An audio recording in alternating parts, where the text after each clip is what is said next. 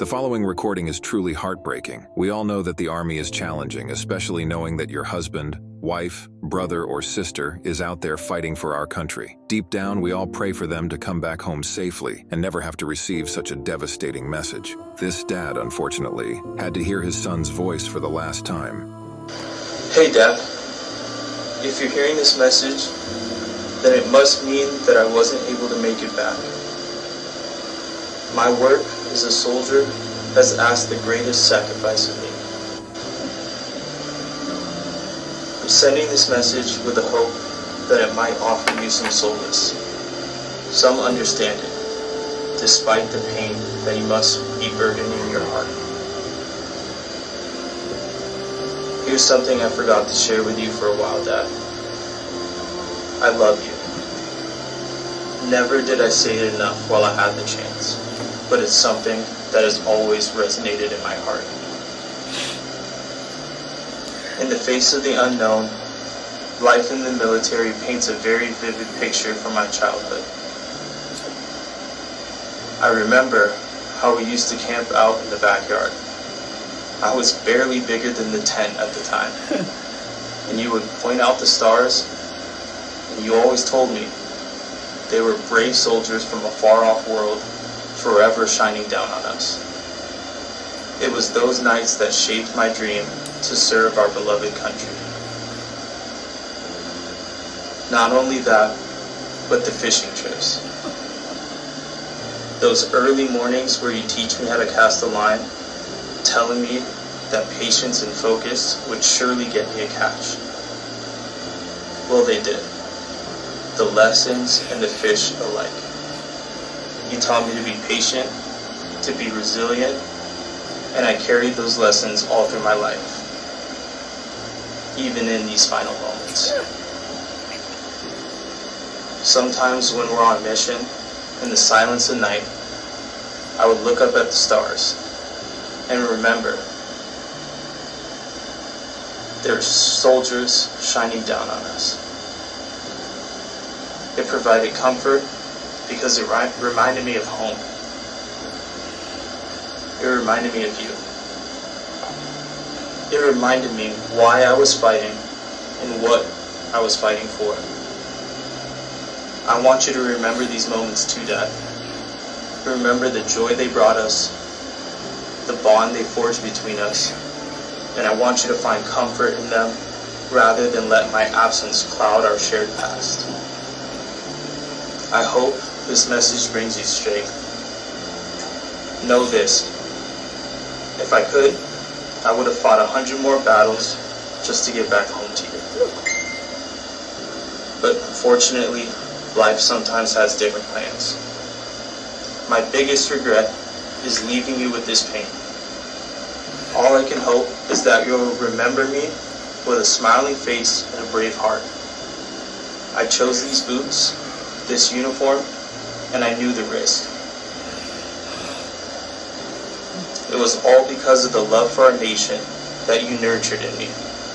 So please, Dad, don't mourn me. Celebrate me. I lived a life of honor. I braved challenges, and I got a chance to love you. You are my hero, and if I'm remembered as half the man that you are, then my life has been a rousing success. I gotta sign off now, Dad. But one more time, and forever, I love you.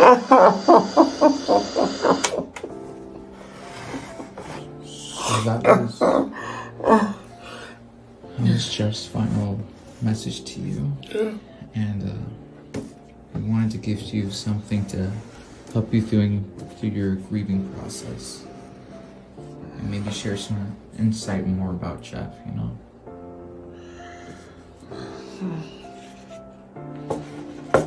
Of course. Of course. What else is funny?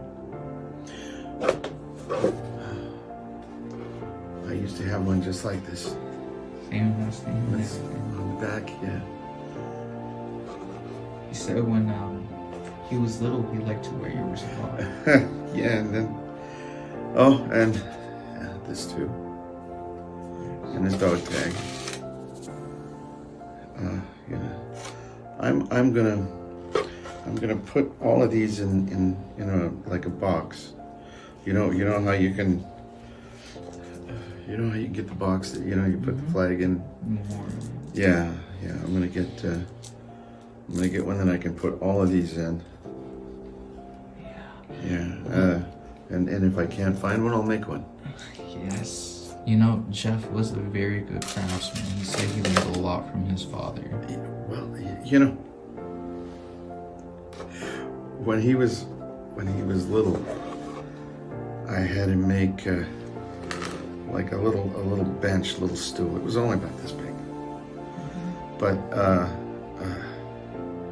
it was you put it on the floor and you put your foot on it and you could shine your shoes. A shoe polisher stool. Yeah, and he did it all himself. I had to help him with a couple things, like with the cutting, and we used a fancy lathe on it, to give it some edges. But he did it all himself. He was so proud. Yeah. So was I. There was nothing he couldn't build. It was.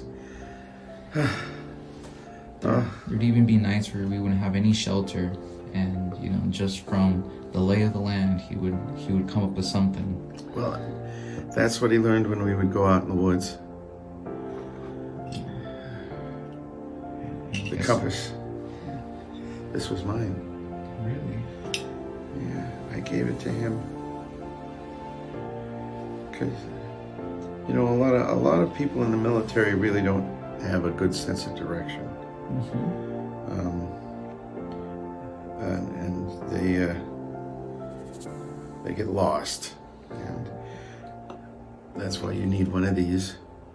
I used it more than once. One time we were out in the desert and we were in a trench, and when we came crawling up out of that, we had no idea where we were. There's no landmarks.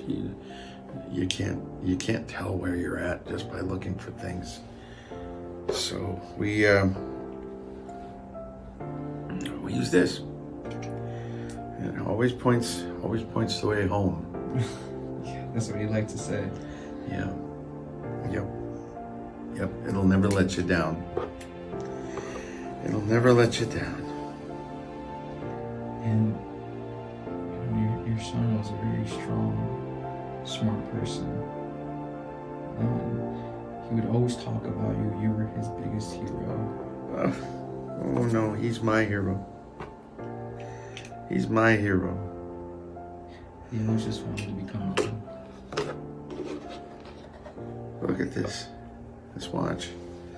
I gave it to him for his 16th birthday. He saw it in the store and he wanted it so badly.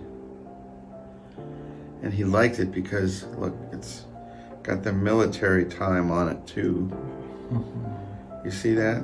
Yeah. And glow in the dark face.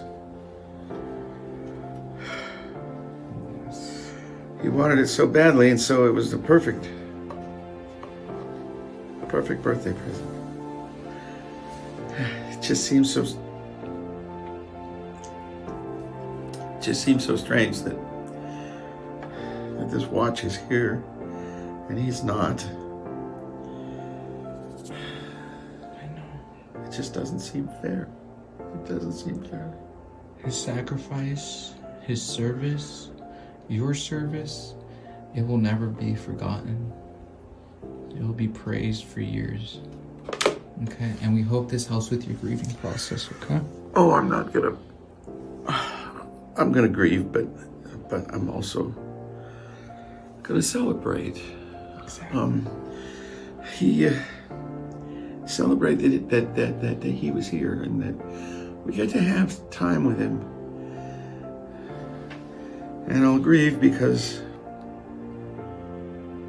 we won't get any more of those moments.